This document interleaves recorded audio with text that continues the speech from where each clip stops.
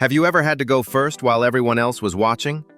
Maybe you were the one chosen to lead a new song, take the first jump into the pool, or stand at the front of the line on the first day at a new school. Your heart beats fast. Your hands feel warm. You want to be brave, but brave is not always easy. Today's story is about a man named Joshua who had to go first for a whole nation. And it is also about a woman named Rahab, who made a brave choice in one secret night that changed everything. High on a quiet mountain called Nebo, the evening air felt cool and thin. The sky was brushed with pink and gold, the kind that makes you want to whisper. Moses, the old leader everyone loved, had climbed there to speak with God one last time. He had led the people through deserts and dangers, always trusting the Lord to guide him. Now his journey was ending. Down below, campfires blinked like little stars in a sea of tents. Children were being tucked into blankets. Mothers stirred pots. Fathers pointed to the outline of a distant city across the wide, rushing Jordan River. That city was Jericho, the doorway to the land God had promised. When word came that Moses had died, the whole camp grew still. For 30 days they cried and remembered. They told stories of the Red Sea parting and bread from heaven. They spoke about the 10 good rules God gave on the mountain, and they wondered, who would lead them now? Joshua walked the edge of the camp at night, listening to the wind slip through the ropes of tents. He remembered the days he had stood beside Moses, the times he had carried the leader's staff, the moments he had watched Moses talk with God.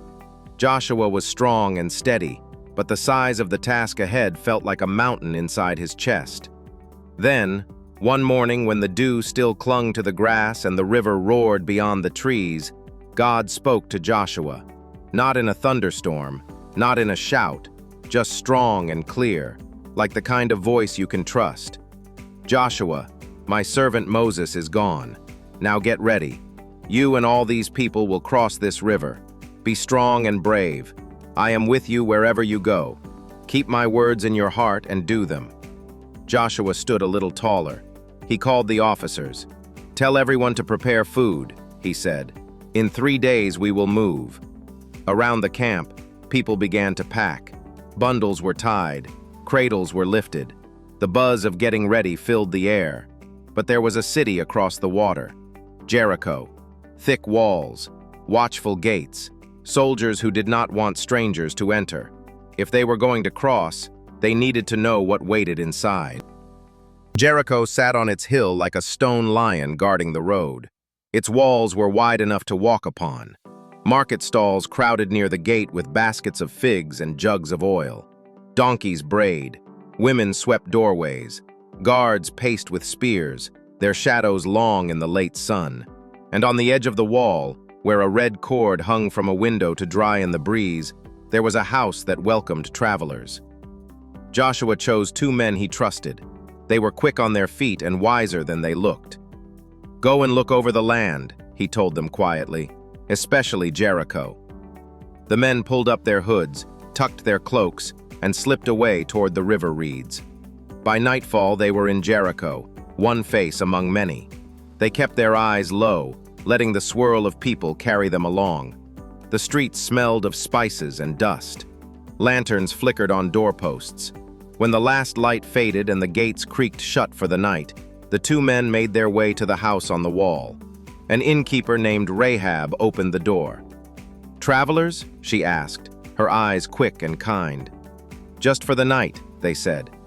Rahab led them up a narrow stair to the flat roof. Stalks of flax lay in neat bundles, drying for rope. The spies ate a little bread, thanked her, and sank into the straw. They were almost asleep when heavy fists thudded against the door below. "Open in the name of the king," a voice barked.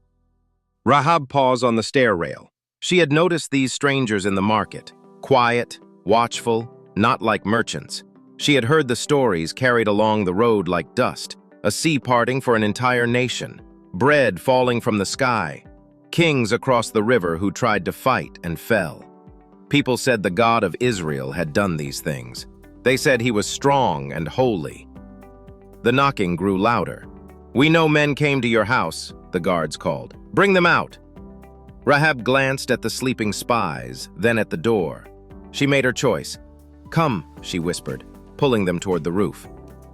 She lifted the rough-smelling flax and hid them underneath. The stalks scratched their skin, but they stayed still. Rahab opened the door. Torchlight spilled across the floor. The guards stepped in, sweat shining on their foreheads. "Where are the men who came to you tonight?" "They were here," Rahab said calmly, "but I didn't know where they came from. Before the gate closed, they left. If you hurry, you can catch them." She pointed toward the river road. The guards didn't stop to think. They ran, sandals slapping the stones, torchlight bobbing into the night. The city gate boomed shut behind them. On the roof, the spies lay still, hearing their own heartbeats. Then came the soft pad of Rahab's feet on the stairs. She knelt beside them and lifted the flax. "I know the Lord has given you this land," she whispered. "We heard what he did at the sea, and our courage melted away.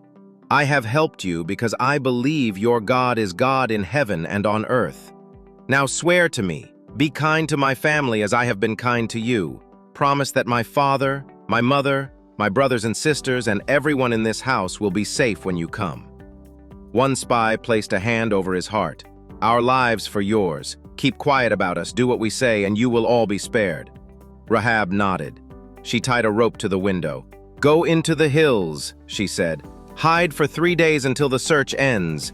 Before they climbed down, one spy said, "Tie a red cord in this window.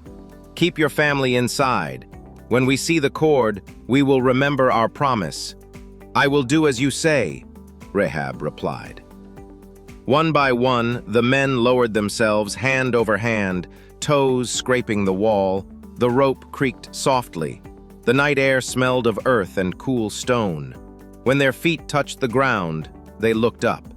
Rahab's face was a pale oval in the window, framed by the flutter of the red cord. The spies slipped into the dark hills, as silent as owls.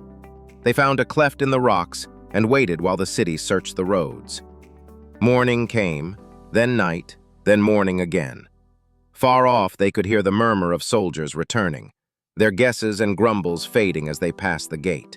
Back in the camp across the Jordan, Joshua kept the people busy. Tents were tightened, packs were counted, children practiced walking in lines. The leaders from the tribes promised their help. "We will follow you as we followed Moses," they told Joshua. "Only be strong and brave." Joshua stood by the river and watched it roll past, brown and full from spring rains.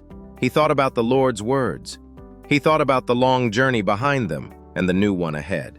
He thought about all the small hearts in his camp that needed someone steady to watch and lead. Then, far along the path from the hills, 2 figures appeared, moving quickly. The spies. Dust puffed at their heels. They reached Joshua and bowed low, eyes bright with the kind of light that comes from being saved and being believed. They told him everything, about the tall walls, about the fear inside the city, about the woman with the brave eyes who chose the God of Israel and hid them under flax, about the red cord that would mark a window where a promise waited. Joshua listened, and as he listened, courage grew in him like a tree putting down deep roots. God had gone ahead of them. That evening, the camp settled into a hush. Fires burned low. Mothers pressed kisses on sleepy foreheads. Fathers told stories in quiet voices. Over the river, the stars pricked the sky, and somewhere in Jericho, a woman named Rahab stood at her window and tied a scarlet cord, firm and bright, so it would be the first thing anyone saw. Joshua looked toward the water. He did not know all the details of tomorrow, but he knew the one who walked into tomorrow first. He breathed in, breathed out, and said a simple prayer. "I will be strong and brave because you are with me." And that, children, is how a new leader took charge, and how a woman's courage became a signal of hope that could be seen even in the dark. The steps across the river would come soon. For now, the promise was enough, and the red cord fluttered in the night like a quiet banner that said, "God keeps his word." Thanks for listening. If you were Joshua, What part would scare you most? And what would you ask God for? If you were Rahab, what would you say to your family as you tied the scarlet cord? Tell someone your answers today.